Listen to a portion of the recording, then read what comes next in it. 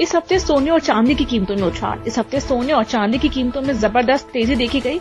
India Boolean and jewellers association के मुताबिक 24 carat सोना जो 8 फरवरी को 84,699 प्रति 10 ग्राम था, वो अब 15 फरवरी को 85,998 तक पहुंच गया है। यानी एक हफ्ते में 1,299 की बढ़त हुई है।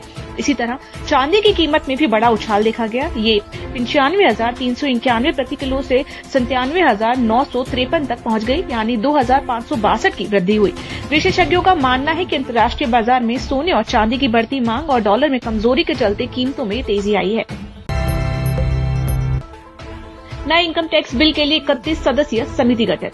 लोकसभा स्पीकर ओम बिरला ने शुक्रवार को एक नए इनकम टैक्स बिल की समीक्षा के लिए 31 सदस्यीय सिलेक्ट कमेटी का गठन किया। भाजपा सांसद बैजयंत पांडा को इसका अध्यक्ष बनाया गया। समिति में महुआ मोइत्रा, सुप्रिया सूले, नवीन जिंदल और निशिकांत दुबे जैसे प्रमुख सांसद शामिल हैं। इस समिति को आगामी मानसून सत्र की शुरुआत से पहले यानी अपनी सिफारिशें देनी होंगी। समिति की रिपोर्ट के आधार पर सरकार बिल में जरूरी बदलाव करेगी, फिर इसे संसद में पेश किया जाएगा। 17 साल बाद मुनाफे में लौटी बीएसएनएल।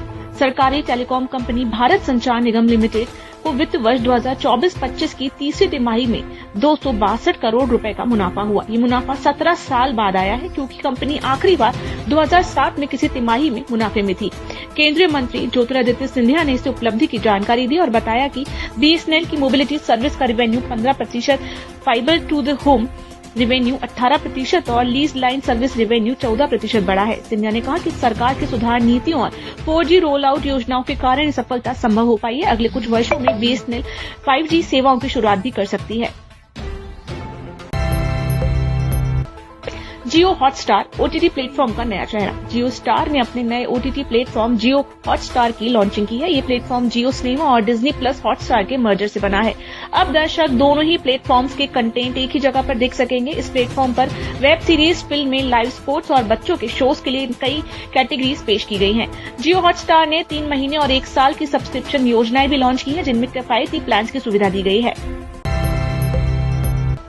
भारतीय स्टॉक मार्केट की वैल्यू $4 ट्रिलियन से नीचे। भारतीय स्टॉक मार्केट की कुल वैल्यूएशन आज $4 ट्रिलियन के नीचे आ गई है। कारोबार के दौरान ये 3.98 ट्रिलियन तक गिर गई थी। इसका मुख्य कारण विदेशी निवेशकों की भारी बिकवाली और रुपए की कमजोर बताया जा रहा है।